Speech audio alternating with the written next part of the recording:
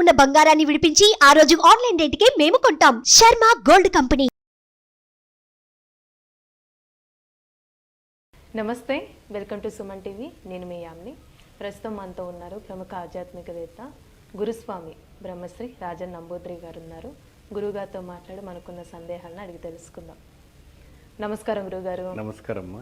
గురుగారు, మీరు ప్రతి నెల అంటే రాశి ఫలాల గురించి తెలియజేస్తారు, మంచి పరిహారం కూడా మీరు తెలియజేస్తారండి.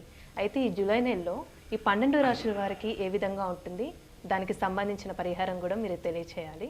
అయితే ఇప్పుడు మనకి ముందుగా మేషరాశి కాబట్టి మేషరాశి గురించి తెలియచేయండి. తప్పకుండా. ముందుగా శ్రీ మహాగణపతి దేవతభ్యో నమః. చూసే వీక్షబంధులకి నమస్కారం. మనం నదులని కాపాడుదాం, గోమాతని సేవిద్దాం, గోమాతని కాపాడుదాం. వాస్తవానికి వచ్చేది ఆషాఢ మాసం. చాలా విశేషమైనటువంటి ఆషాఢ మాసం, ఈ జూలై మాసం. ఈ జూలై మాసం ఆషాఢ మాసం వస్తేనే తల్లులకి అందరూ కూడా ఒక పెద్ద పండుగ. కొత్తగా వివాహమైన వాళ్ళకి అన్నంత పుట్టింటికి వెళ్తారు, వాళ్ళు ఉన్నవంటి ఒక ఆనందమే వేరు. అటువంటిది ఈ యొక్క ఉత్సవాల్లో ఎక్కువ శాతము వానదేవతలని, వనవృక్షాలని ఏమండి, సో ఈ రకంగా వాళ్ళంతా పూజిస్తుంటారు. ఇంకా బోనాలు కూడా ఉంటాయి, బోనాలు చేస్తుంటారు.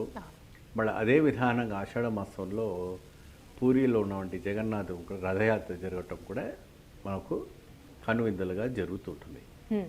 సో ఈ పండుగల్లో వనానికి సంబంధించిన వంటిది దేవతలు కాబట్టి ప్రతి రాశికి ఒక్కొక్క వృక్షం ఉంటుంది. ఆ వృక్షము దగ్గర వెళ్ళి వాళ్ళు ఈ మాసమంతా కూడా దీపార్థన చేసుకుంటే చాలా అద్భుతమైనటువంటి ఫలితం లభిస్తుంది.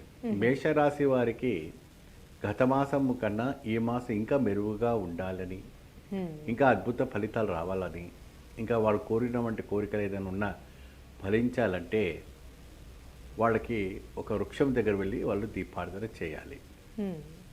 ఏమ్మా, ఆ వృక్షం వచ్చేసి మీకు తెలిసి ఉంటుంది. సో ఆ వృక్షం దగ్గర వెళ్ళి 11 ప్రదక్షిణలు చేసి చక్కగా దీపార్థన చేయాలి. ఆ దీపార్థన చేసే ముందు మీరు ఒక మంత్రం ఇస్తాను. ఆ మంత్రం ఏంటంటే మీరు చక్కగా మీ కులదైవమైనటువంటి మంత్రాన్ని ఆ వృక్షము దగ్గర పెట్టుకోవాలి. ఆ వృక్షము దగ్గర కూర్చొని పద్మాసనం వేసుకొని చక్కగా మీరు ఆ దీపార్థన వేసి ఆ 108 సార్లు ఆ మంత్రాన్ని జపిస్తూ ఉంటే తప్పకుండా మంచి ఫలితం లభిస్తుంది. గురుగారు, వీళ్ళకి సంబంధించిన అసలు చెట్టు ఏంటండి? ఏ చెట్టు పూజ చేస్తే మంచిది? ఇవి ఎక్కువ శాతం ఏంటంటమ్మా, రాశిలో మొదటి రాశి కాబట్టి అధిపతి అయిన వంటి మహావృక్షం ఏంటి అంటే సృష్టికి మొట్టమొదటిసారిగా పుట్టినటువంటి వృక్షం ఏంటంటే రావి చెట్టు. ఆ రావి చెట్టులోనే అనేక రకమైనటువంటి దేవి దేవతలు నివసిస్తారని, సకల దేవతలు నివసిస్తారనేసి మన ఉత్తర భారతంలో, దక్షిణ భారతంలో మనకి ఇంకా ప్రత్యేకంగా పూజిస్తారు. ఇంకొకటి ఏంటంటే మనకు ఈ నోములు వ్రతాలు వచ్చిందంటే ప్రత్యేకంగా ఆడవాళ్ళందరూ కూడా కలిసి నోము దారాలు తీసుకొని ఆ రావి చెట్టు కూడా ప్రదక్షిణ చేస్తారు. స్త్రీలైనా పురుషులైనా మీరు ప్రత్యేకంగా మీ రాశిలో మంచి బలంగా ఉండాలంటే ఈ వృక్షం దగ్గరికి వెళ్ళి చక్కగా నిమ్మకాయ కోసిన వంటిని ఒక నిమ్మకాయని కోసి దాన్ని దొప్పలాగా చేసి అక్కడ చక్కగా, ఎందుకు మగవాళ్ళకి ముగ్గు వేయడం రాదు కాబట్టి ఒక ప్లేట్లో వేసుకోండి. లేదంటే కూడా అమ్మనో చెల్లెనో కూడా పెళ్ళైతే భార్యను తీసుకెళ్ళవచ్చు, లేదంటే మీ అక్కనో తల్లినో తీసుకువెళ్ళి ఆ వృక్షం దగ్గర ఈ 11 ప్రదక్షిణ చేసి ఈ మంత్రాన్ని జపించండి. ఈ మంత్రాన్ని జపించిన తర్వాత చక్కగా మీరు ఆ దీపార్థన వేయండి. మీరు కోరినటువంటి కోరిక తప్పకుండా అవుతుంది. వివాహం కాని వాళ్ళకి వివాహము అవుతుంది. ఏమో అది వచ్చేసి రావి చెట్టు. అది చాలా అద్భుతమైనవంటి, మనకు చాలా పెద్ద పెద్ద ఆకు ఉంటుంది, ఎక్కువ శాతం అందరికీ తెలుసు ఉంటుంది, ఇంకా ప్రతి దేవాలయంలో ఉంటుంది. ఇది మేషరాశిలో ఉన్న వారికి, ప్రతి స్త్రీకి, ప్రతి పురుషులు ఎవరైనా కూడా అక్కడికి వెళ్ళి చక్కగా మీరు ఈ యొక్క కార్యక్రమాన్ని ఆ వృక్షం దగ్గర నరమాడితే తప్పకుండా మంచి ఫలితం లభిస్తుంది. అలానే వీళ్ళు ఏ దేవుని పూజిస్తూ కూడా మంచిదండి?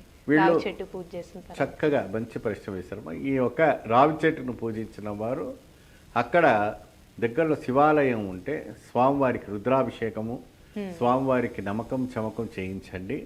ఎప్పుడైతే కూడా ఈ మాస పూజ అయిపోయిన తర్వాత లేదంటే ఆ మాసంలో 4 సోమవారాలు వస్తాయి కదా, అవును. ఆ 4 సోమవారాల్లో ప్రతి సోమవారం కూడా స్వామివారికి రుద్రాభిషేకం చేసి మేషరాశి వారికి ఉన్నటువంటి గండం కూడా తప్పిపోతుంది, వాళ్ళకి ఆగిపోయిన వంటి రుణం కూడా తిరిగి రావటం జరుగుతుంది, అష్టైశ్వర్యాలు సిద్ధిస్తాయి, కళ్యాణ యోగం సిద్ధిస్తుంది, కొత్త వాహన యోగం సిద్ధిస్తాయి, పాడి పంటలో ఉన్న వారికి మంచి పాడి పంట పండడానికి మంచి అవకాశం ఉంటుంది, అద్భుతమైనటువంటి ఒక స్థాయికి చేయడానికి అవకాశం. ఎందుకంటే అమ్మ కొన్ని రాసులకు ఎలా ఉంటుందంటే అనుకూలంగా ఉంటుందా లేదా అని తెలియదు వారికి. కాబట్టి వాళ్ళు అనుకున్న విధానమైనటువంటి ఒక స్థాయికి ఎదగాలి. ఎందుకంటే నష్టము 6లో ఉంది, లాభము 9లో ఉంది. ఇంకా అధికంగా జరగాలంటే ఈ ఒక దేవత ఆరాధన ప్రతి చేసుకుంటే సోమవారం రావి చెట్టుకి అలానే శివునికి పూజ చేసుకుంటే సరిపోతుంది. పరిహారం చాలా చక్కగా తెలియజేసే గురుగారు, ధన్యవాదాలండి. నమస్కారం. సుమన్ టీవీలో మీ పర్సనల్ అండ్ బిజినెస్ ప్రమోషన్స్ కోసం కింది నెంబర్కి కాంటాక్ట్ చేయండి.